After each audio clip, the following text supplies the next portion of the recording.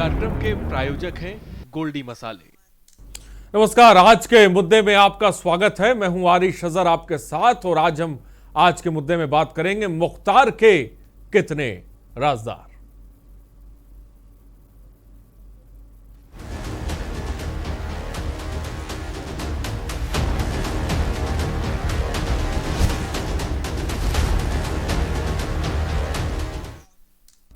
तो पंजाब की रोपड़ जेल में बंद उत्तर प्रदेश के बाहुबली मुख्तार अंसारी को मोहाली की कोर्ट में जब पेश किया गया तो इस दौरान उसे यूपी के बाराबंकी जिले की नंबर की गाड़ी से लाया गया। वह एक निजी एम्बुलेंस है और यह वाकया सुर्खियों में आने के बाद यहां के जिला प्रशासन में हड़कंप मच गया है।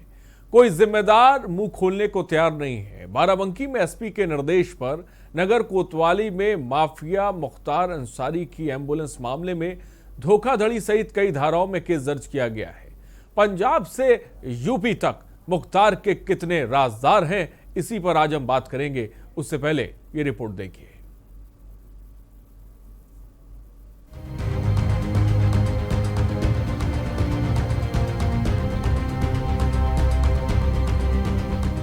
पंजाब की रोपड़ जेल में बंद उत्तर प्रदेश के माफिया डॉन मुख्तार अंसारी को मोहाली की कोर्ट में जब पेश किया गया तो इस दौरान जिस यूपी नंबर की गाड़ी से मुख्तार अंसारी आया वह एक निजी एम्बुलेंस थी और उसका रजिस्ट्रेशन बाराबंकी में श्याम नाम के एक निजी अस्पताल के नाम से मिला। साथ ही एम्बुलेंस की आरसी पर डॉक्टर अलका राय का नाम भी लिखा है। जैसे ही ये जानकारी पूरे उत्तर प्रदेश में आग की तरह फैली और हड़कंप मच गया, क्योंकि अलका राय बीजेपी के उन्हीं विधायक कृष्णानंद राय की पत्नी का नाम भी है जिनकी हत्या का आरोप मुख्तार अंसारी पर लगा था। ऐसे में बड़ा सवाल ये है कि क्या जानबूझकर अलका राय के नाम से एम्बुलेंस का रजिस्ट्रेशन कराया गया जिससे पूरे सिस्टम को मुंह चिढ़ाया जा सके। पिछले एक आध दिनों में गैर प्रांत में प्रयोग की जा रही एक तथाकथित एम्बुलेंस का प्रकरण मीडिया के द्वारा संज्ञान में लाया गया है। ये एम्बुलेंस का जो रजिस्ट्रेशन नंबर है वो बाराबंकी का दिखाया जा रहा है। इस संबंध में आज संबंधित विभागों से आख्या प्राप्त की गई है और अब तदुपरांत इसमें आख्या के अनुसार अग्रेतर विधिक कार्रवाई सुनिश्चित की जाएगी। हालांकि फिलहाल पंजाब में मिली बाराबंकी की एम्बुलेंस की गुत्थी सुलझने का नाम नहीं ले रही। मामला यूपी के बाहुबली विधायक और माफिया डॉन मुख्तार अंसारी से जुड़ा है, इसलिए मामला हाई प्रोफाइल है। बाराबंकी एआरटीओ के मुताबिक यूपी 41 AT 7171 नंबर की एम्बुलेंस का इस्तेमाल मुख्तार अंसारी के लिए हुआ। उसकी साल 2015 में ही रजिस्ट्रेशन की मियाद खत्म हो चुकी है। इसके अलावा एम्बुलेंस की फिटनेस भी साल 2017 में खत्म हो चुकी है, जबकि 20 जनवरी 2020 को इस गाड़ी के रिन्यूअल के लिए नोटिस भेजा गया था। आने पर गाड़ी सीज करने की कार्रवाई की जानी थी। बड़ा सवाल ये है कि क्या जानबूझकर अलका राय के नाम से एम्बुलेंस का रजिस्ट्रेशन कराया गया। ये आप लोगों ने ही मेरे संज्ञान में डाली है कि कोई एक एम्बुलेंस है जो कि बाराबंकी में रजिस्टर्ड है। बाराबंकी से मेरा दूर दूर से कोई नाता नहीं है। आप सब लोग मुझे बहुत अच्छी तरह से जानते हैं। पिछले 19 साल से मैं मऊ में हूँ और उससे पहले मैं दिल्ली में थी। बीच की जगहों से मेरा कोई नाता नहीं। बाराबंकी के जिस मोहल्ले रफी नगर के हॉस्पिटल श्याम और डॉक्टर अलका राय का एम्बुलेंस की आरसी में जिक्र है, वह भी मौके पर नहीं है। मोहल्ले के स्थानीय निवासियों का कहना है कि वो लोग बचपन से ही यहाँ रह रहे हैं और ना तो कभी यहाँ कोई हॉस्पिटल था, ना ही इस नाम की कोई डॉक्टर थी। यहाँ पे रहती थी 2013 में। हमारे संज्ञान में नहीं है, ना कोई हॉस्पिटल था, ना इस नाम की कोई डॉक्टर यहाँ थी हमारे यहाँ मोहल्ले में रफी नगर में। कब से अब यहाँ रहते हैं? बाई बर्थ है। अच्छा, बाई बर्थ यही रहते हैं हम लोग मोहल्ले में रफी नगर में।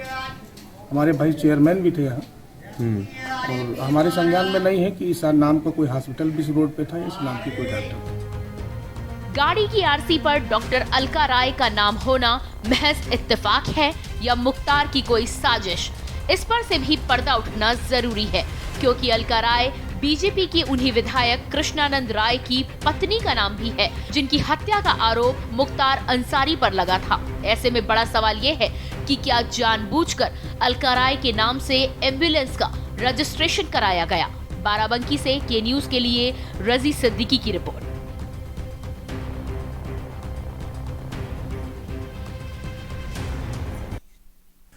तो इसीलिए हम कह रहे हैं कि आखिर मुख्तार के कितने राजदार हैं और साथ ही साथ हर सरकार के कितने मुख्तार हैं।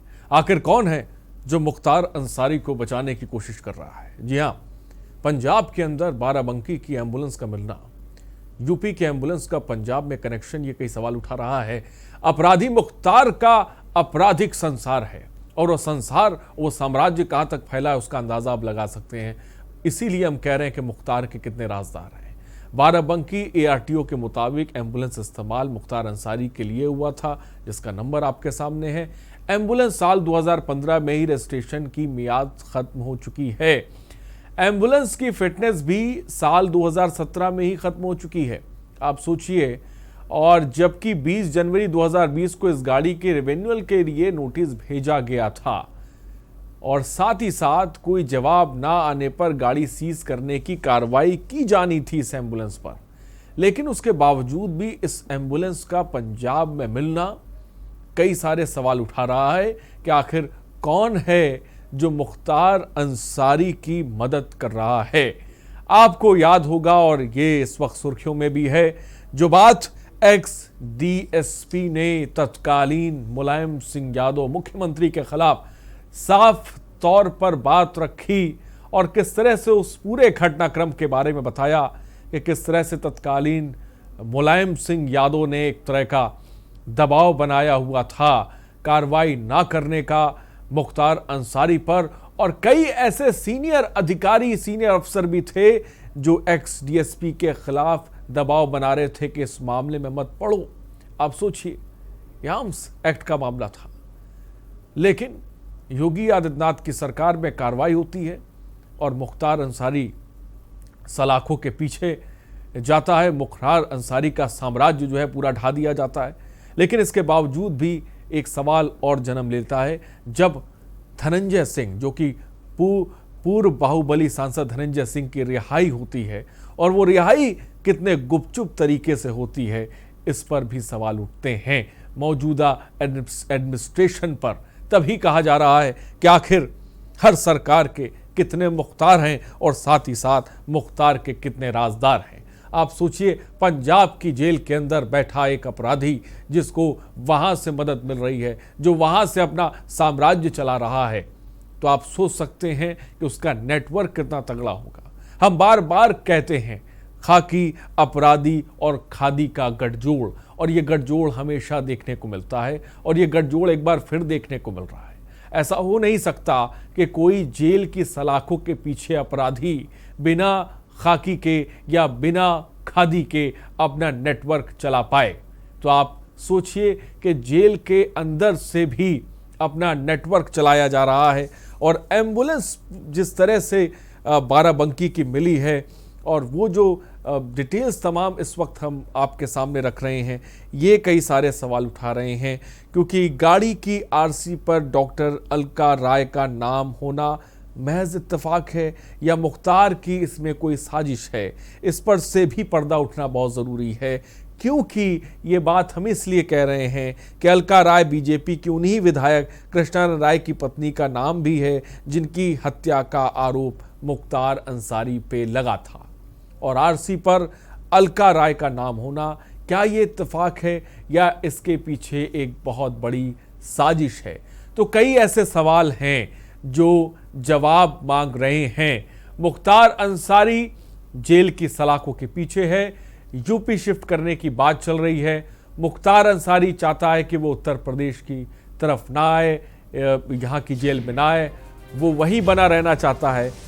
कि आखिर कौन पंजाब की सलाखों के पीछे मुख्तार अंसारी की मदद कर रहा है, और ये तमाम चीज़ें किसकी सरपरस्ती पे हो रही हैं। और साथ ही साथ हम ये भी कहेंगे कि धनंजय सिंह की रिहाई जिस तरह से हुई, गुपचुप तरीके से हुई, तो आखिर इसके पीछे किसका हाथ है, ये भी अपने आप में बड़ा सवाल है। क्योंकि डिस्पैच रजिस्टर जो होता है धनंजय सिंह की रिहाई में प्रशासन की मिली भगत की भी बात सामने आ रही है, क्योंकि 25 मार्च को प्रयागराज की स्पेशल MPLA कोर्ट ने धनंजय सिंह की जमानत बहाल कर रिहाई आदेश जारी किया था। नए जमानतदार द्वारा बॉन्ड पेश किए जाने पर धनंजय सिंह की जमानत बहाल हुई थी, लेकिन 31 मार्च की सुबह गुपचुप तरीके से धनंजय सिंह की जेल से रिहाई कराई गई। इसको लेकर भी कई सारे सवाल उठ रहे हैं। ये मामला सुर्खियों में है। आखिर क्यों धनंजय सिंह की रिहाई गुपचुप तरीके से कराई गई और आखिर किसके शय पर ये तमाम चीज़ें हुई, ये कई सारे सवाल हैं। फतेहगढ़ जेल सीधे तौर पर भेजे जाने से सवाल उठ रहे हैं। तो ये बात हम कर रहे हैं इस वक्त, और किस तरह से जो हम देखते हैं खाकी अपराधी और खादी का जो गठजोड़ है वो तमाम जगह पर नजर आता है। सवाल सबसे बड़ा ये है कि आखिर जो जांच प्रक्रिया है वो मुकम्मल कब होगी, पूरी कब होगी, कब आखिरकार मुख्तार अंसारी की जो एम्बुलेंस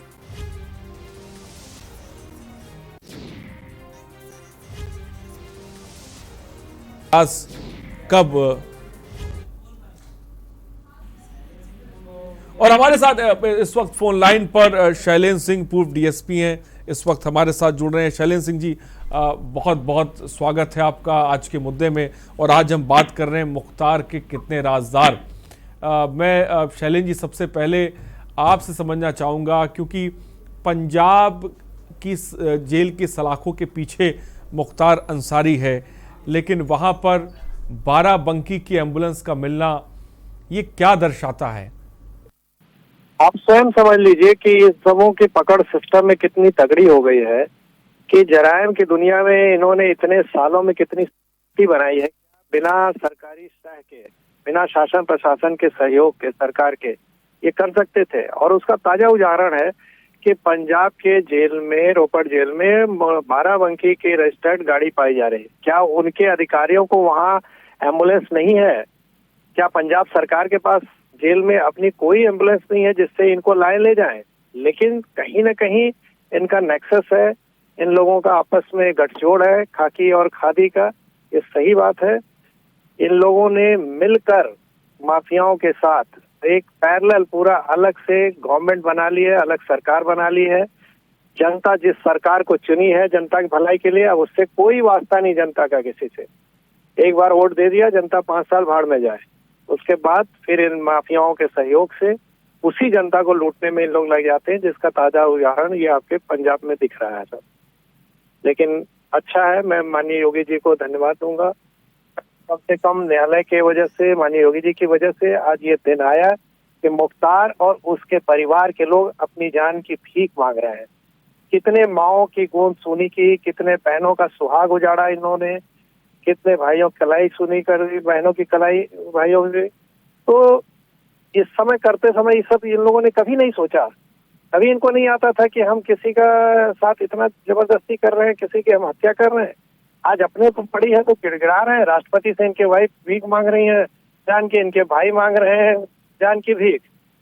तो चलिए, पाप का घड़ा सबका भरता है एक दिन, इनका भी पाप का घड़ा भर गया है और हिसाब देना ही है। इन लोगों को आना ही है, यूपी तो आना ही आना है। बाकी तो जनता देखेगी ही क्या होगा किसके साथ। यूपी तो आना ही आना है, लेकिन पंजाब की में मुख्तार अंसारी जिस तरह से, ऐसा नहीं लगता आपको कि इन तमाम चीज़ों के पीछे किसी का हाथ है, किसी के शय पर यह पूरा खेल चल रहा है? क्योंकि जिस तरह से एम्बुलेंस का RC डॉक्टर अलका राय के नाम पर होना, ये इत्तेफाक एक नहीं हो सकता, क्योंकि अलका राय BJP के उन्हीं विधायक कृष्ण राय की पत्नी का नाम भी है जिनकी हत्या का आरोप मुख्तार अंसारी पर लगा था। आपको लग रहा है कि इसमें एक बहुत बड़ी साजिश है और पंजाब की सलाखों के पीछे मुख्तार तो है, लेकिन उसके बावजूद भी किसी की सरपरस्ती उस पर है और वो अपना नेक्सस चला रहा है?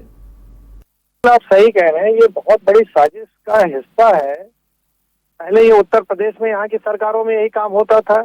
माननीय योगी जी की सरकार आई तो इसने जान बचा के भागा। वहाँ पंजाब में अभी यही काम कर रहा है वहाँ की सरकार के साथ मिलके। आपको याद होगा कृष्णानंद जी की पत्नी अलका राय जी ने लिख के भेजा और प्रियंका गांधी और राहुल गांधी को भेजा कि आपके कांग्रेस की सरकार है, और वहां से इस तरह से मुख्तार अंसारी जेल में बैठ के स्वच्छंद होकर अपना पूरा गैंग चला रहा है। लेकिन उन लोगों ने कोई इस बात का संज्ञान तक नहीं लिया, न कहीं कोई ट्वीट किया, न कहीं कोई मीडिया में बात बोली।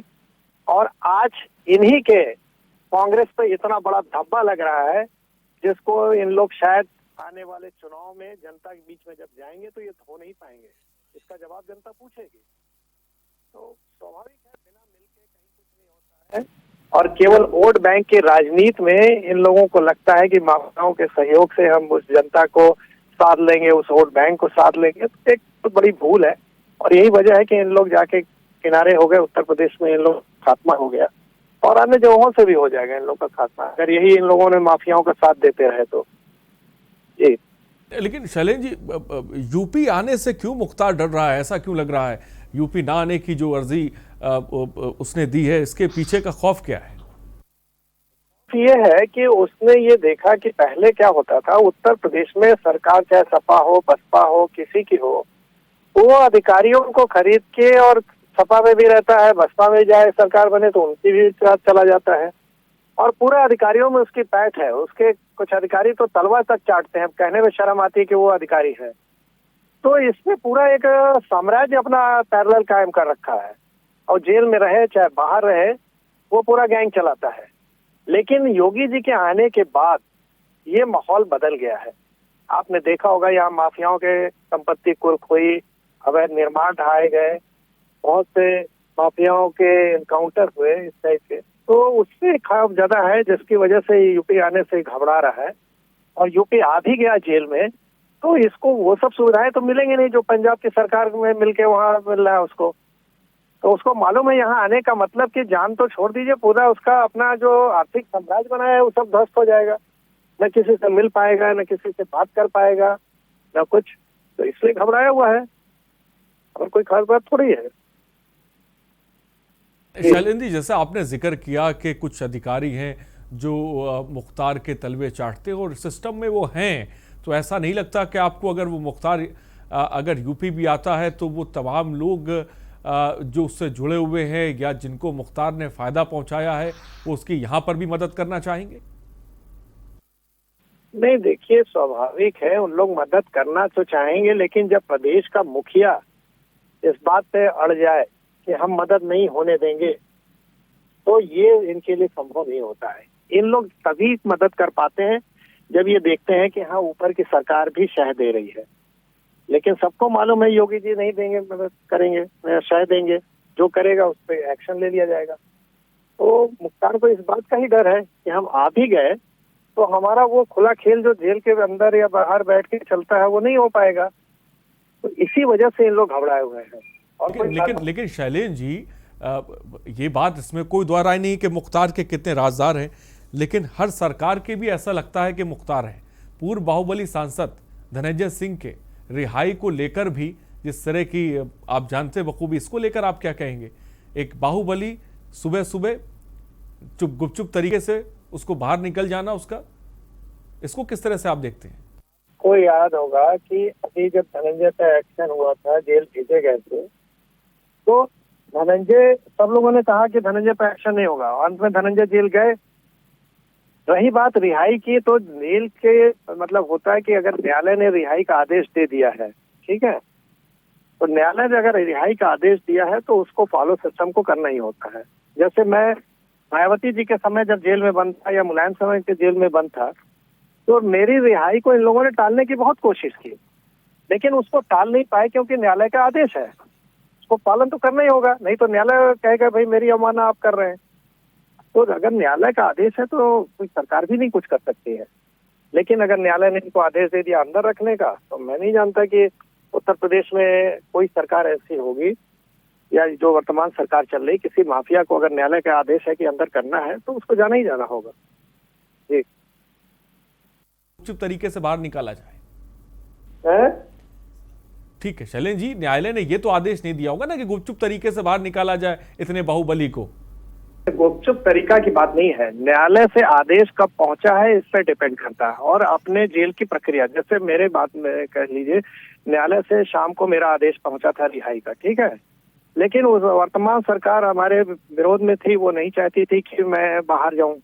उसने बहुत कोशिश की इनको नहीं रिहा किया जाए, लेकिन जेल के अधिकारियों को मानना पड़ा और उन्हें रात में ही रिहा करना पड़ा, जबकि लोग रात में नहीं रिहा करते हैं। तो ये कोई बड़ी बात नहीं है।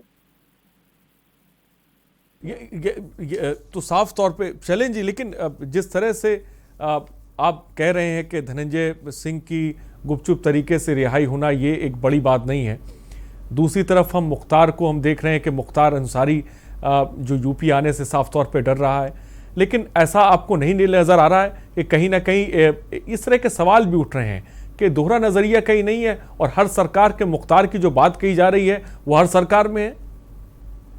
गुपचुप तरीके के जो आप रिहाई शब्द यूज कर रहे हैं वो शब्द उचित नहीं है। गुपचुप तरीके से कोई ढोलबाजे के साथ किसी की रिहाई नहीं होती है। रिहाई होती है, चाहे वो रात में हो। जैसे मेरी रिहाई रात में हुई तो उसको कोई कह सकता है कि बड़ी गुपचुप तरीके से रात में रिहाई कर दिया, जबकि ऐसा नहीं था, कोई सरकार हमारे समर्थन में नहीं थी। तो ये कोई बात नहीं है कि रात में हुआ रिहाई। और रही बात धनंजय की, तो धनंजय का भी जेल में गए तो इसी सरकार की वजह से तो गए। अगर धनंजय को नहीं चाहती है सरकार क्योंकि जेल भेजना, तो धनंजय आज जेल से बाहर होते, जेल में क्यों गए होते? सभी लोग कह रहे थे कि धनंजय का कुछ नहीं होगा, यही लोग कह रहे थे, लेकिन धनंजय जेल गए। रही बात रिहाई की, तो न्यायालय का आदेश है, उसका तो सम्मान सभी को करना है। नियम के मुताबिक जो है मुचलका का आदेश प्रयागराज की नैनी सेंट्रल जेल भेजा जाना चाहिए था। ये जो नियम होता है, नियम तो कम से कम फॉलो करना चाहिए था। नहीं, ये नियम देखिए, ये होता है आपके जेल के विवेक पे। जैसे मेरा ही रिहाई हुआ, आप चाहते तो उसके रिहाई को फिर उसी में डाल देते कि इनका वेरिफिकेशन करना है, उनका है। लेकिन नॉन लोगों की रिहाई जब होती है तो उसमें जैसे मेरे नाम आप अपने आप को जो है बाहुबली सांसद धनंजय सिंह से कंपेयर कर रहे हैं। मुझे लगता है ये ठीक नहीं है। लेकिन एक अपराधी जो जेल के अंदर है उसकी कम से कम नियम के तरीके से तो होना ही चाहिए चीजों की। बात ये एंकरिंग करते समय कभी भी इस तरह से नहीं बात करना चाहिए कि मैं धनंजय का रिहाई। धनंजय का क्या है, आपको शायद पता नहीं है मेरा इतिहास। बाराबंकी में सीओ था, यही धनंजय को मैंने उठा के अंदर कर दिया था और यही धनंजय फतेहगढ़ जेल ट्रांसफर हो गए थे, सब न चाहते हुए भी लोगों के। तो मेरी और धनंजय से क्या तुलना आप कर रहे हैं? कम से कम सबको तो सही आप एंकर हैं। शैलेंद्र, आपने स्वयं कहा कि मेरी रिहाई और उसकी रिहाई की बात करी, मैंने उसमें बात करी। मैंने कहा नियम के अनुसार चीजें होनी चाहिए। इसको लेकर तमाम तरह के सवाल उठ रहे हैं। तरीके से नहीं मोड़ा जाता है डिबेट। रिहाई होती है, मैंने आपको कहा, गुपचुप तरीके से होती है ना। कोई न्यायालय का अगर आदेश है तो रिहाई करनी है, चाहे XYZ कोई भी हो। ठीक है शैलेंद्र जी, मैं आऊंगा, ब्रेक का वक्त हो चला। मैं चाहूंगा कि आप बने रहिए डिबेट में हमारे साथ, लेकिन एक ब्रेक का वक्त हो चला है। यहां पे रुकते हैं एक छोटे से ब्रेक के लिए। ब्रेक के बाद हम आएंगे, शैलेंद्र जी से और भी सवालों का जवाब हम लेंगे। फिलहाल यहां पे रुकते हैं छोटे से ब्रेक के लिए।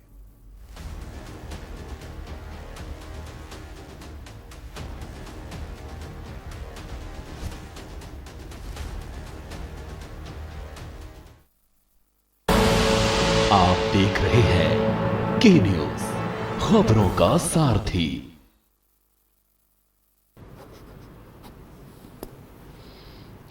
नमस्कार। हमारे देश के वैज्ञानिकों ने काफ़ी मेहनत के बाद कोरोना वैक्सीन बनाई है। कुछ लोग ये वैक्सीन लगवाने से डर रहे हैं। मैं उन्हें बताना चाहता हूँ कि ये वैक्सीन पूरी तरह से सेफ है। मैं खुद एक शुगर का मरीज हूँ और मेरे माँ बाबूजी काफ़ी बुजुर्ग हैं। मैंने ये वैक्सीन खुद भी लगवाई है और अपने माँ बाबूजी को भी लगवाई है। ये वैक्सीन पूरी तरह से सुरक्षित है। इसलिए मैं आपसे अपील करना चाहता हूँ कि अगर आप वैक्सीन लगवाने के लिए एलिजिबल हैं तो वैक्सीन ज़रूर लगवाइए। सभी सरकारी केंद्रों में ये वैक्सीन बिल्कुल मुफ्त है। मुझे आपकी सुरक्षा की बहुत चिंता है। अब कोरोना की वैक्सीन आ गई है। अगर अब भी हम वैक्सीन ना लगवाएं और हमें कोरोना हो जाए तो ये तो ठीक नहीं होगा ना। तो अगर आप वैक्सीन लगवाने के लिए एलिजिबल हो तो तुरंत जाकर वैक्सीन लगवाओ। और एक ज़रूरी बात, वैक्सीन लगवाने के बाद भी मास्क पहने, बार बार हाथ धोएं और सोशल डिस्टेंसिंग का पालन करते रहें। जय हिंद।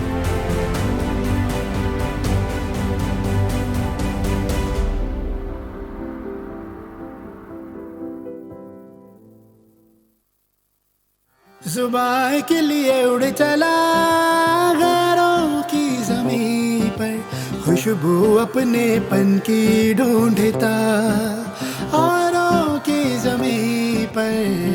मेरी माटी की ये जुबान, मेरी माटी की ये जुबान है मुझसे दूर मीलों दूर, पर ये दिल है कि चख रहा है उन्हीं अल्फाजों का नूर नूर और नूर। दूर कितना भी जा, इस जुबान से दूर ना जा पाओगे। विमल, बोलो जुबान केसरी।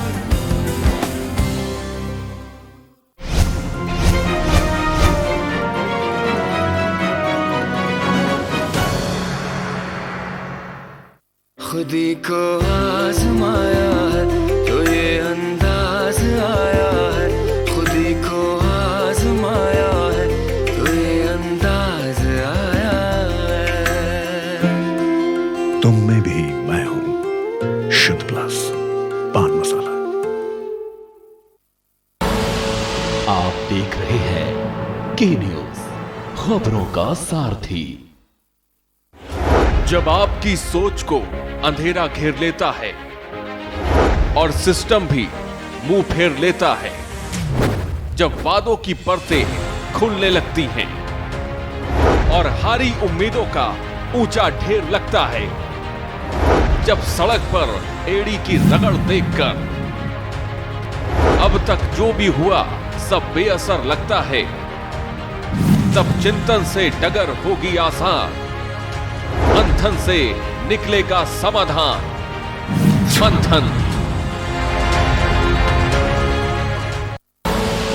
आप देख रहे हैं के न्यूज, खबरों का सारथी।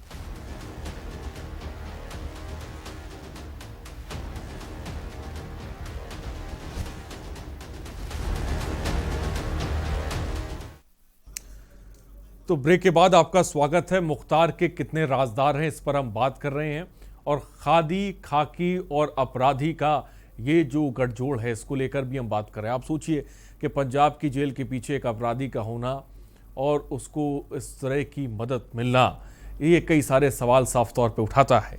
जैसा कि एम्बुलेंस का जो मामला निकल के सामने आया है, बाराबंकी की एम्बुलेंस पंजाब कैसे पहुंचती है, साथ ही साथ डॉक्टर अलका राय का नाम आरसी पर कैसे आ जाता है। तमाम ऐसे सवाल हैं जो एम्बुलेंस को लेकर उठाए जा रहे हैं। मुख्तार अंसारी सलाखों के पीछे है पंजाब की जेल में, तो आखिर वहाँ से वो अपना नेटवर्क कैसे चला रहा है, इसको लेकर भी कई तरह के सवाल उठाए जा रहे हैं। और ये तमाम चीज़ें किसकी सरपरस्ती में हो रही हैं, ये एम्बुलेंस की आरसी कैसे बदल रही है, ये बाराबंकी की एम्बुलेंस पंजाब कैसे पहुंच रही है, ये कई ऐसे सवाल हैं जो जांच का विषय है। क्या इन तमाम चीज़ों के पीछे कोई साजिश है, और अगर साजिश है तो इस साजिश का पर्दाफाश करने की ज़रूरत है। हमारे साथ शैलेंद्र सिंह, पूर्व डीसीपी, माफ़ कीजिएगा डीएसपी, इस वक्त फोन लाइन पर जुड़े हुए हैं। गौरव मिश्रा, बीजेपी नेता, इस वक्त हमारे साथ हैं। गौरव मिश्रा जी, आपका भी बहुत बहुत स्वागत है। हमारे साथ कपीश श्रीवास्तव, समाजवादी वक्ता, शायद थोड़ी देर बाद हमारे साथ जुड़ेंगे। फिलहाल सीधे गौरव मिश्रा के पास चलते हैं। गौरव मिश्रा, अगर मेरी आवाज़ आप तक पहुंच रही है, मुख्तार के कितने हैं राजदार, उस पर हम बात कर रहे हैं, लेकिन जिस तरह से बाराबंकी की एम्बुलेंस पंजाब पहुंच जाती है, इसको लेकर क्या कहेंगे आप? देखिए शैलेंद्र जी, इस डिबेट में उपस्थित हैं, वो अपने आप में एक जीवंत उदाहरण है। जिस प्रकार सेना की कार्रवाई और एलएमजी। गौरव जी, क्या मेरी आवाज़ आप तक पहुंच रही है? आपकी आवाज़ आ रही है? जी, आपकी आवाज़ गौरव जी नहीं आ पा रही है जी। तो शायद गौरव जी की आवाज़ हम तक नहीं पहुंच पा रही। मैं चाहूंगा कि एक बार आवाज़ दुरुस्त की जाए। शैलेंद्र सिंह जी, क्या मुझे सुन पा रहे हैं आप? शैलेंद्र सिंह जी, क्या मेरी आवाज़ आप तक पहुंच रही है? तो शायद शैलेंद्र जी से भी हमारा संपर्क टूट गया। मैं चाहूँगा कि उनको एक बार फिर से फ़ोन किया जाए और जोड़ा जाए, तो ताकि कि कई ऐसे सवाल हैं जो जिनके जवाब मैं चाहूँगा कि शैलेंद्र जी दें। लेकिन फ़िलहाल गौरव मिश्रा को भी जोड़ा जाए। मेरी शायद उनकी आवाज़ हम तक साफ नहीं आ पा रही है, लेकिन फिलहाल हम कार्यक्रम की तरफ हम बात कर रहे हैं पंजाब की। जी हाँ, पंजाब की रोपड़ जेल, जिसमें उत्तर प्रदेश का माफिया डॉन मुख्तार अंसारी को मोहाली की कोर्ट में जब पेश किया तो रजिस्ट्रेशन बाराबंकी के शाम नाम के एक निजी अस्पताल से मिला और साथ ही एम्बुलेंस की आरसी पर डॉक्टर अलका राय का नाम मिला। और यहाँ से जिसे कह सकते हैं कि एक साजिश की बू इस पूरे मामले से आने लगी कि आखिर आरसी पर डॉक्टर अलका राय का नाम क्यों है, क्योंकि डॉक्टर अलका राय बीजेपी के उन्हीं विधायक कृष्णानंद राय की पत्नी का नाम है जिनकी हत्या का आरोप मुख्तार अंसारी पर लगा है। आप सोचिए कि आरसी पर उस शख्स का नाम आ जाना जिसकी हत्या का आरोप मुख्तार अंसारी पर लगा है, उनकी पत्नी का नाम आ जाना कई सारे सवाल उठाता है। बाराबंकी में माफिया की कौन मदद कर रहा है? यूपी की एम्बुलेंस से पंजाब का कनेक्शन आखिर क्या है?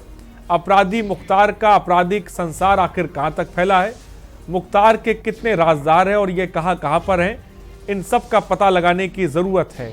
मुख्तार के साम्राज्य को योगी सरकार ढाने में लगी है, लेकिन ऐसा लगता है कि पंजाब से लेकर उत्तर प्रदेश तक मुख्तार का एक ऐसा नेटवर्क है जो भीतर ही भीतर चल रहा है, जो उसकी मदद भी कर रहा है, जो उस तक सूचनाएं भी पहुंचा रहा है। जो खुफिया तंत्र है वो बहुत तेजी से काम कर रहा है और वो खुफिया तंत्र में ऐसा लगता है कि खाकी भी है और खादी भी है।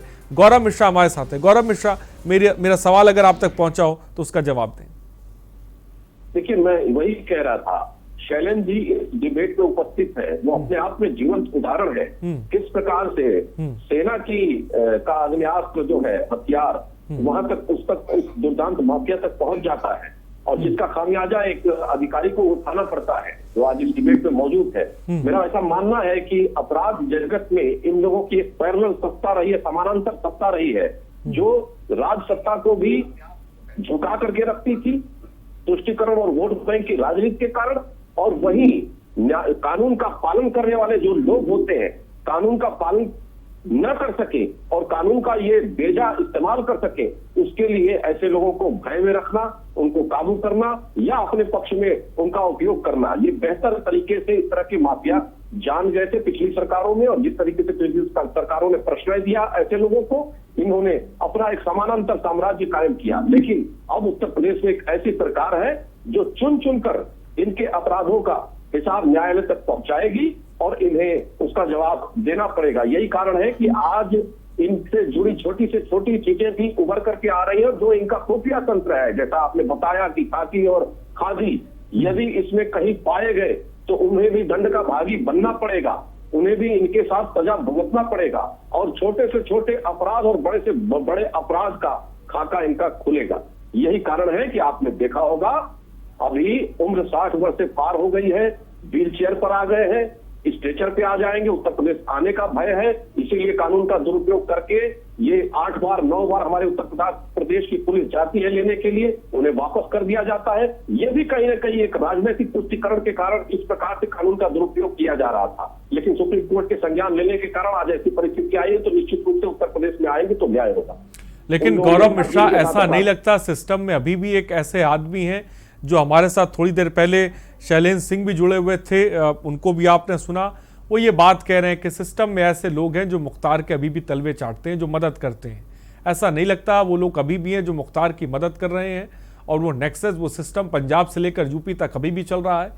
मकान तो ढा दिया गया लेकिन वो सिस्टम भीतर ही भीतर काम कर रहा है जिसको अभी तक नहीं ढाया गया है। कि मुख्तार के लोग न सिर्फ सरकारी सिस्टम में है बल्कि राजनीतिक सिस्टम में भी है। उनके लोग संसद तक पहुंच चुके हैं, जो उनके यहाँ कारिंदे थे वो संसद तक पहुंच चुके हैं देश की, तो उससे झुठलाया नहीं जा सकता कि उनके लोग सभी सिस्टम में इन्वॉल्व होंगे, उनको परोक्ष अपरोक्ष मदद भी कर रहे होंगे। लेकिन ये आपको हम पूरी तरह से आश्वस्त करना चाहते हैं और आज के इस चैनल के माध्यम से दर्शकों को भी आश्वस्त करना चाहते हैं कि पूज्य योगी आदित्यनाथ की चल रही इस सरकार में जीरो टॉलरेंस की जो अपराध के प्रति नीति है वही अपना करके रखी जाएगी और किसी भी तरह का कोई कोताही किसी व्यक्ति के साथ नहीं बरता जाएगा। अच्छी बात गौरव मिश्रा आपने कही, मैं सहमत भी हूं। मुख्तार अंसारी पर जिस तरह की कार्रवाई हुई, जिस तरह से मुख्तार अंसारी का साम्राज्य ढाया जा रहा है, घर ढाया जा रहा है, अच्छी बात है। लेकिन जवाब तो आपको बाहुबली सांसद धनंजय सिंह पर भी देना पड़ेगा कि आखिर कैसे गुपचुप तरीके से आपकी सरकार की सरपरस्ती में नीचे से एक बाहुबली जिसे कह सकते हैं धनंजय सिंह जिसका नाम है, उसकी गुपचुप तरीके से रिहाई हो जाती है। ना परवाना ना मुचलका का आदेश प्रयागराज की नैनी सेंट्रल जेल भेजा जाना चाहिए था, एक तरीका था, लेकिन कैसे गुपचुप तरीके से रिहाई हो जाती है, इसको लेकर भी बताएं। नहीं, देखिए, हमारी सरकार में चाहे वो कोई अपराधी हो, माफिया हो या उसका बैकग्राउंड अपराध जगत से जुड़ा हो, उसके साथ वही जीरो टॉलरेंस की नीति है। सिर्फ धनंजय सिंह ही क्यों, धनंजय सिंह की यदि रिहाई होती है तो न्यायालय के आदेश पर होती है, कानून के आदेश पर होती है। जी, तो वो भी न्यायालय के आदेश पर हो रहा है। उस आदेश का पालन करना सरकार का काम है, सरकार उसका काम कर रही है। सरकार प्रयास कर रही थी, प्रयासरत थी, लेकिन वो सफल नहीं हो पा रही थी। अंततः संज्ञान लेना पड़ा सुप्रीम कोर्ट को और उसके आदेश पर ही उनको लाया जा रहा है। दूसरी बात, हमारी सरकार ने अपने ही विधायक के ऊपर कार्रवाई की है, ऐसा नहीं है। चाहे वो कुलदीप सेंगर का मामला हो या किसी भी बाहुबली का मामला हो, कोई भी अपराध जगत का खेती नहीं कर सकता उत्तर प्रदेश के अंदर में इस समय। ऐसी परिस्थिति उत्तर प्रदेश में पूज्य योगी आदित्यनाथ जी ने ला करके खड़ी कर दी है, जहां ईज ऑफ डूइंग बिजनेस में उत्तर प्रदेश दूसरे स्थान पर आता है पूरे देश में। बजट उत्तर प्रदेश का दूसरा सबसे बड़ा बजट प्रस्तुत किया जाता है पूरे देश में उत्तर प्रदेश का। तो ये सब इस कारण से संभव हो सका। गौरव मिश्रा जी, रिहाई गौरव मिश्रा जी, आप कह रहे न्यायालय के अनुसार हुई रिहाई के आदेश आमतौर पर पैरोकार के जरिए उस जेल में भेजा जाता है जहां कोर्ट बंदी को रखने का आदेश देती है।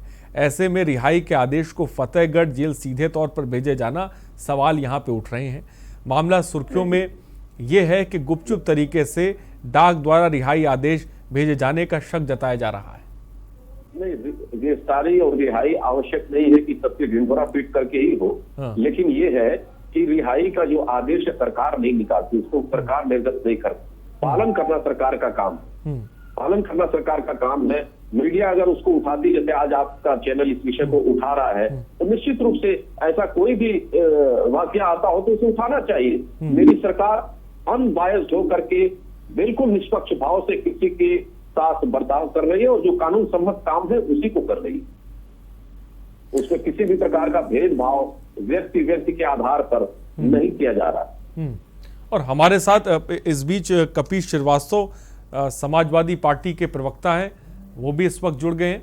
कपीश जी, क्या मेरी आवाज आप तक पहुंच रही है? जी जी। कपीश जी, क्या कहेंगे? अब तो सीधे सीधे एक्स डीएसपी शैलेंद्र सिंह का वीडियो सामने आया, आपने भी देखा।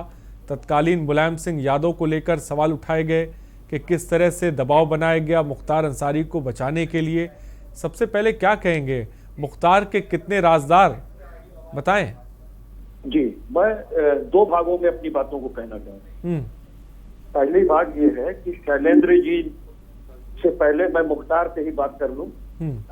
27 महीने से वो उत्तर प्रदेश से पंजाब में है और सीआरपीसी की सेक्शन 267 सब क्लास 3 के अंदर जो है ये स्पष्ट बनाई है कि अगर किसी हीनियस क्राइम के अंदर किसी व्यक्ति का ट्रायल जिस कोर्ट में चल रहा है उससे उसको प्रत्यारोपण नहीं किया जा सकता है किसी प्रदेश में। तो ये किस सेक्शन के तहत उत्तर प्रदेश सरकार ने पंजाब को सौंपा था, ये हमें पहले इनके प्रवक्ता से पूछ करके बताइए, क्योंकि ये मैटर जो है ये लीगल है। और 267 सब क्लास 3 सीआरपीसी स्पष्ट कहती है कि भेजा ही नहीं जा सकता।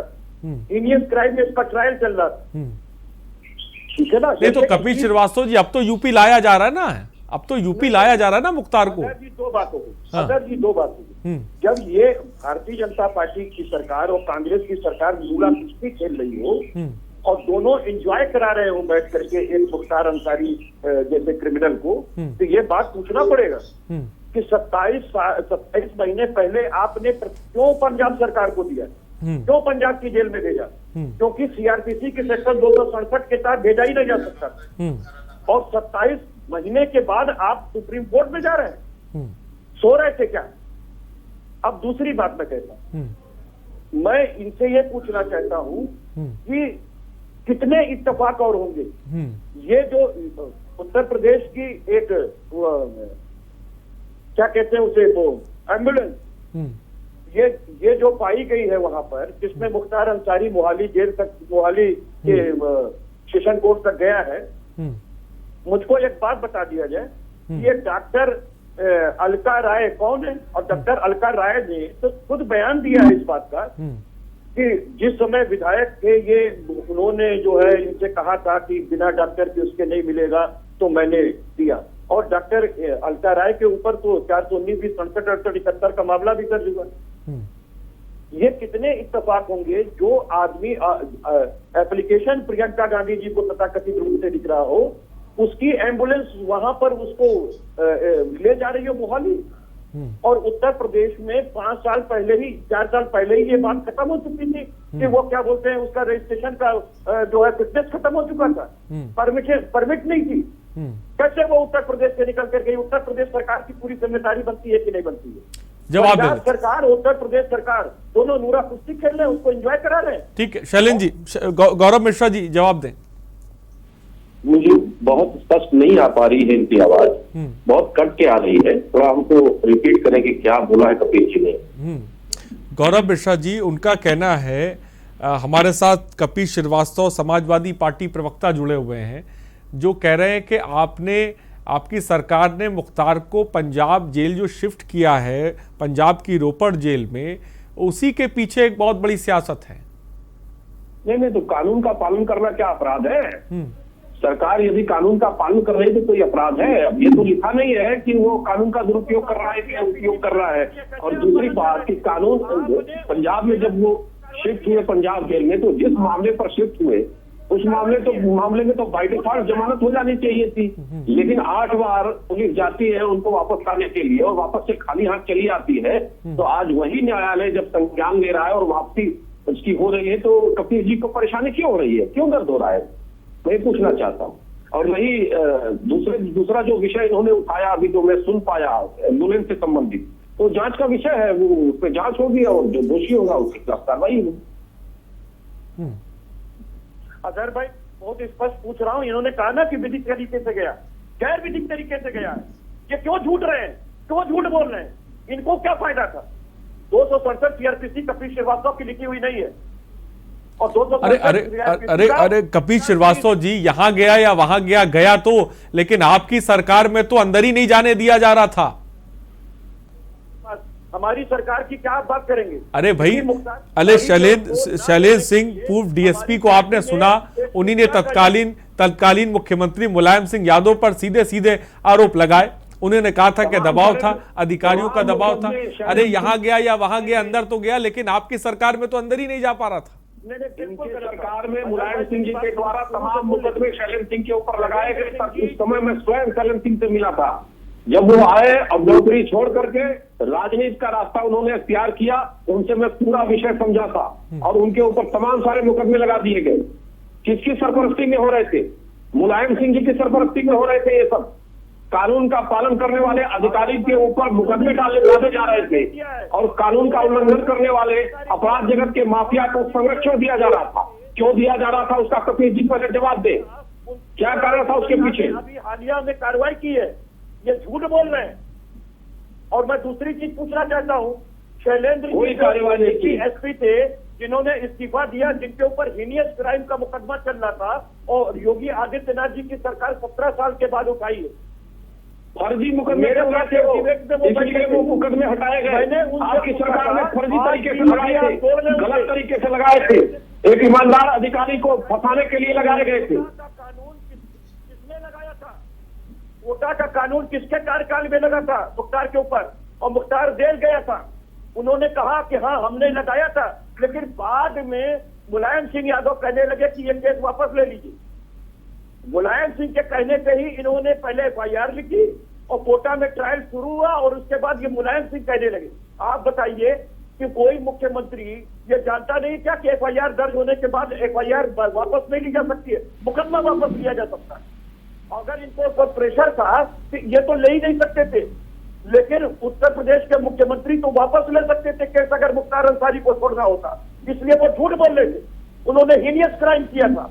मैंने उनसे पूछा, आप 17 साल से ट्रायल कर रहे हैं, ट्रायल में थे, और मुझे आप बताइए कि आप हाई कोर्ट के अंदर या माननीय सुप्रीम कोर्ट के अंदर आप FIR क्वेश के लिए गए थे, या आप प्रोसीडिंग स्टे के लिए गए थे, या आपने सो मोटो के लिए एक लेटर मात्र लिखा था हाई कोर्ट और सुप्रीम कोर्ट को? कह रहे थे मैं बहुत गरीब हो गया। मैंने पूछा उनसे कि पापर सूट दाखिल किया जाता है, आपने पापर सूट दाखिल किया, उसमें एक पैसा नहीं लिखता है और न्याय मित्र सरकारी मिलता है। वो झूठ बोल रहे थे। उनकी मैंने गौरव मिश्रा जल्दी से जवाब दे, फिर मैं सुब्रत त्रिपाठी के पास जाता हूँ। जवाब दे गौरव मिश्रा। उनकी आवाज बहुत स्पष्ट नहीं आ पा रही है। ठीक है, मैं आपके पास आऊंगा। फिलहाल इस वक्त सुब्रत त्रिपाठी जी भी पूर्व DGP हैं हमारे साथ जुड़े हुए। सुब्रत त्रिपाठी जी, बहुत बहुत स्वागत है आपका। मेरी आवाज अगर आप तक पहुंच रही हो सर। मुख्तार के कितने राजदार है उस पर तो हम बात कर रहे हैं, लेकिन जिस तरह से पंजाब में बाराबंकी की एम्बुलेंस का होना, RC पे नाम जिस तरह से बदला हुआ ना, और ये जिस तरह से इस पर सवाल उठ रहे हैं इस पूरे एम्बुलेंस प्रकरण पे, उसको लेकर आप क्या कहेंगे? क्या अपराधी जेल के पीछे तो हैं, लेकिन इसके बावजूद भी वो किसी ना किसी की सरकार, किसी ना किसी की सरपरस्ती में है? देखिए, ऐसा है कि किसी भी अपराधी के बारे में देख लीजिए, कोई भी सरकार चाहे वर्तमान हो चाहे अतीत जड़ तक नहीं पहुंच रही है। इसका मैं सबूत दे रहा हूँ। मुख्तार अंसारी जी हो चाहे विकास दुबे हो चाहे जितने भी इस तरह के लोग हो, अतीक साहब हो चाहे कोई हो, मैं पूछ रहा हूँ इन लोगों के असलहों को लाइसेंसी तौर पर जिन लोगों ने बनाया, जितनी संख्या में बन सकते थे उनसे अधिक बनाया, जितनी संख्या में कारतूस असलहे होने चाहिए उससे अधिक दिए गए, लीगल तौर पर दिए गए। ये वे अधिकारी कौन थे? क्या उनमें से एक भी आदमी डेडवुड बना करके नौकरी छोड़ने के लिए समझा गया? समझा कौन गया? अमिताभ ठाकुर, जिसने 3 मुलायम सिंह यादव जी पर मुकदमा कायम किया था, जिनकी गौरव गाथा सुन रहे हैं, उसको क्या किया गया? खिलताकार IAS पर जिन्होंने वाड्रा साहब के खिलाफ स्टैंड लिया था, जितनी कार्रवाई कांग्रेस ने किया था उससे अधिक झटके उनको वर्तमान सरकार में अपने स्टेट के मिले। पता नहीं क्या ऐसा नक्शा किस लेवल पर है अधिकारियों में अपने में। एक बहुत बड़ा एसोसिएशन है, उस एसोसिएशन के पीछे किसका क्या हाथ है मैं नहीं कह सकता। कि कोई भी सरकार आवे, वह जो असली संरक्षण दे रहे हैं, जो IAS IPS अफसर हथियारों को सैंक्शन किए, जिनके कार्यकाल में वो हथियार कैंसिल नहीं बने रहे, उन हथियारों का रिन्यूअल हुआ। एक मामूली सा मुकदमा किसी पर छोटी छोटी दफा का चल जाए, उसका शरीफ आदमी का लाइसेंस नहीं बनता है, 160-16 उनके ऊपर चला है। और जिनके ऊपर ये जितने लोगों के नाम में बता रहा हूँ, 40-50 स्टेट लेवल के लोग हैं जो हर मुख्यमंत्री की नॉलेज में रहे हैं, उनके असलहों को जिन लोगों ने बनाया और जिन लोगों ने मेंटेन रखा उनको, क्या क्या करते तहसीलदार और रेशों ने लिख दिया, उसने FCDM में दस्तखत कर दिए। क्या झूठ के बच्चे थे अक्सर कि जो तहसीलदार ने रेशों लिख दिया उसमें दस्तखत मारते चिड़िया बचाते चले जाए? क्या ये मेरली पोस्ट ऑफिस है? आखिर डेडवुड की परिभाषा क्या है? ये किस लिए कंपल्सरी रिक्वायरमेंट की कवायद की जाती है? जितने लोग भेजे गए हैं घर, उनमें से एक भी आदमी ऐसा नहीं है जिसने किसी माफिया के लाइसेंस बनाए हो या संरक्षण दिया हो। रही बात एम्बुलेंस की, एक बात जान लीजिए, हर गैंग के दूसरे गैंग में, हर गैंग के दूसरे गैंग में उसके अत्यंत खास लोग, उसके अत्यंत खास लोग मुखबिर के रूप में होते हैं। इसीलिए गैंगवार में वह दूसरे गैंग के लोगों को मार पाता है। जितने राइवल गैंग्स हैं, हर गैंग में अपने दुश्मन गैंग के, अपने एंटी ग्रुप के लोगों के डिस्ट्रस्ट आदमी मुखबिर होंगे। यह कहना, यह दस्तखत इसीलिए जो अखबार में मैंने पढ़ा कि भय में या संकोच में या दबाव में कर दिए। मैं नहीं समझता जहाँ दुश्मनियां इतनी व्यापक हो चुकी थी कि पत्नी हत्या हो चुकी थी और लोग हो चुकी थी कि जिस आदमी ने एम्बुलेंस पर दस्तखत कराए होंगे। ठीक है सुब्रत त्रिपाठी, ठीक है, आपकी बात आगे, आपकी आवाज भी थोड़ी साफ नहीं आ पा रही, लेकिन गौरव, ठीक है सुब्रत त्रिपाठी जी, आपकी बात है। गौरव मिश्रा, लेकिन जिस तरह से हम बाराबंकी का कनेक्शन देख रहे हैं, बाराबंकी से जो एम्बुलेंस का कनेक्शन पंजाब का देख रहे हैं, तो ये सवाल उठ रहे हैं कि भाई अभी भी ऐसा बहुत बड़ी तादाद में एडमिनिस्ट्रेशन में भी लोग हैं और मुख्तार अंसारी के गुर्गे भी हैं जो उसकी मदद कर रहे हैं, जो तमाम चीज़ें हो रही हैं, और उस पर आपका प्रशासन कुछ नहीं कर पा रहा है? नहीं, ऐसा नहीं है। देखिए, प्रशासन हमारा निश्चित रूप से कार्रवाई करेगा और ये बात बिल्कुल आपकी सही है, स्वीकार करने योग्य है कि मुख्तार अंसारी का जो आपराधिक साम्राज्य है कोई 2-4 साल का नहीं है। पिछले 30 वर्षों से एक क्षेत्र उनका राज है, राजनैतिक और आपराधिक दोनों दृष्टि से। तो निश्चित रूप से सभी क्षेत्रों में इनके लोग हैं काम करने वाले, चाहे वो सरकारी ठेके हो, सरकारी विभाग हो, कोई भी विभाग हो, जहां से इनको धनार्जन हो सकता है, जहां के व्यापार पर ये कब्जा कर सकते हैं, वहां इनके लोग हैं। और पुलिस जो सबसे प्रमुख विभाग है जो इनके ऊपर शिकंजा कर सकता था, उसका भी प्रबंधन इन लोगों ने निश्चित रूप से बखूबी किया होगा। तो इनके लोग हो गए, उससे अस्वीकार नहीं किया जा सकता। परंतु इस बात के लिए हम आपको आश्वस्त कर सकते हैं कि इनको मदद करने वाला वो प्रत्येक इकाई, प्रत्येक व्यक्ति, चाहे वो किसी विभाग से जुड़ा हो या फिर बाहर का हो, वो चिन्हित हो जाएगा और उसके ऊपर भी वैसे ही कार्रवाई होगी। 0 टॉलरेंस की नीति उसके साथ भी अपनाई जाएगी अपराध के अगेंस्ट। इसलिए इस बात के लिए हम आपको पूरा आश्वस्त करना चाहते हैं, बाराबंकी का एम्बुलेंस का कनेक्शन या कोई भी कनेक्शन किसी भी प्रकार का होगा, उसकी निष्पक्ष जांच होगी और उस जांच में जो दोषी मिलेगा उसके खिलाफ कार्रवाई। लेकिन एक बड़ी बात गौरव मिश्रा कही, शैलेंद्र सिंह जो पूर्व डीएसपी हमारे साथ जुड़े थे, वो कह रहे थे कि ईमानदार अफसर का जमीन पे काम करना अपराधियों के खिलाफ बहुत मुश्किल है, इतना दबाव बना दिया जाता है उस पर कि काम करना बहुत मुश्किल है। इसको किस तरह से देखते हैं आप? ईमानदार अधिकारी जो है वो जमीन पे काम नहीं कर पा रहा है, एक कह सकते हैं कि उस पर दबाव इस तरह का बनाया जाता है। देखिए, ये निर्भर करता है कि जो सरकार है, जो सत्ता है, शासन है, वो किस व्यक्ति के हाथ में है और किस प्रकार से वो शासन चला रहा है, उसकी नीतियां क्या है, उसकी नीयत कैसी है। यदि उसकी नीयत खराब है और उस नीयत में वोट बैंक की राजनीति छुपी हुई है, अपराध की राजनीति छुपी हुई है, तो निश्चित रूप से इन पर काबू नहीं किया जा सकेगा।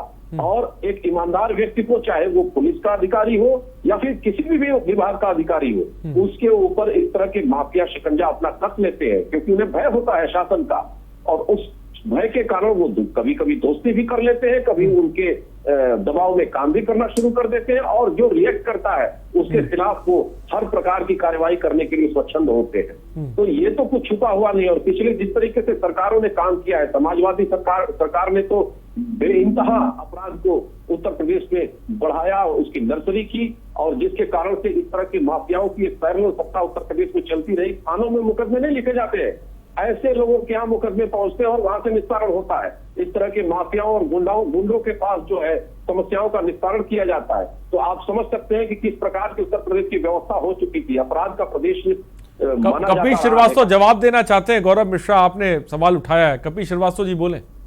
मैं सिर्फ एक बात कहता हूं कि पता नहीं क्यों भारतीय जनता पार्टी के प्रवक्ता उस टॉपिक पे बात नहीं करते जिस टॉपिक पे बैठे हुए, और जिधर जाना चाहते हैं वो इधर उधर की बातें हमें भी कहनी पड़ जाती। भाई, हम लोग जीनियस क्राइम पे बैठ करके बात करने के लिए नहीं बैठते हैं, क्योंकि एनसीएबीए के आंकड़े में ये अव्वल है। और अभी तो आगरा के अंदर बताइए कितनी विभत्स घटना हुई है, कौन सा राज्य चल रहा है। इनके पुलिस के अधिकारी, इनके जिला अधिकारी, इनके कमिश्नर योगी आदित्यनाथ जी का फोन नहीं उठाते हैं, ये कौन सा चला रहे हैं। इनके शासन काल में पुलिस जो है वो शेखर यादव की हत्या में रैंसम दिलाने का काम 30 लाख रुपए कानपुर देहात में करती है। इनके पुलिस पाटीदार जो है वो व्यापारी का कत्ल करवाते हैं 6 लाख रुपए रिश्वत के लिए, और आज तक चूड़ी पहने बैठी ये सरकार उनको पकड़ नहीं पाती है अपने पुलिस के अधिकारी को। तो इनको रहने ठीक है कपिल श्रीवास्तव जी, आपकी बात है कि वक्त की थोड़ी सी कमी है। मैं चाहूंगा कि काफी देर से सुब्रत त्रिपाठी जी बैठे हुए। सुब्रत त्रिपाठी जी, एक चीज हम देख रहे हैं, तमाम सरकारों में हमने एक चीज तो साफ तौर पे देखी कि खाकी अपराधी और खादी का जो गठजोड़ है ये बड़ा जबरदस्त देखने को मिल रहा है। इसको लेकर आप क्या कहेंगे? देखिए, अपराधी जो है हर जगह अपना गोट जब बैठा लेता है तब वह अपराध करता है, और वह खाली दबाव में अपराध करता है। मैं ऐसा नहीं मानता। ब्रिजलाल भी इटावा के व्यक्तित्व है, जिन मुलायम सिंह जी के दबाव की बात कर रहे हैं उन्हीं के टाइम में है। सीधे उनके परिवार पर उन्होंने धावा बोला था, हट गए, अलग बात हुई, लेकिन कोई दबाव काम नहीं आया। दबाव केवल उनके ऊपर होता है जो कि ये मानते हैं कि बढ़िया जगह बैठे रहना हमारा बर्थ है, जो ये मानते हैं कि प्रजातांत्रिक सरकार किसी गंदी से गंदी जगह हमें बैठा सकती है और कोई बढ़िया जगह हमारी बर्थ प्लेस नहीं है, उनके ऊपर कोई दबाव नहीं होता है।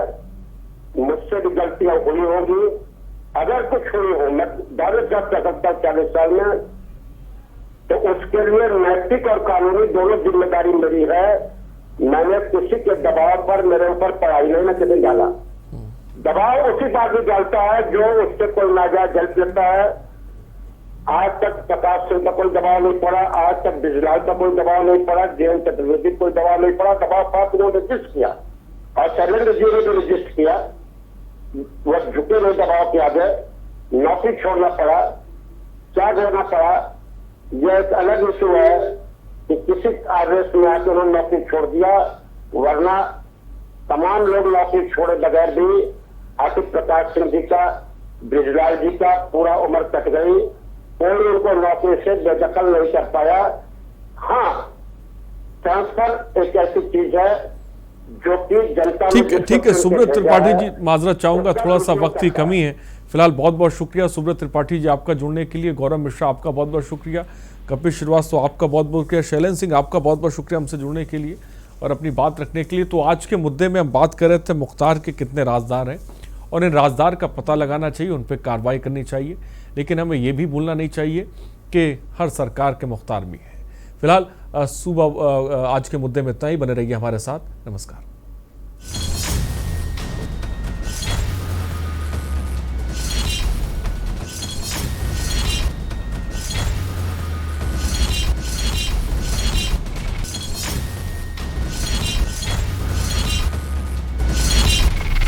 इस कार्यक्रम के प्रायोजक हैं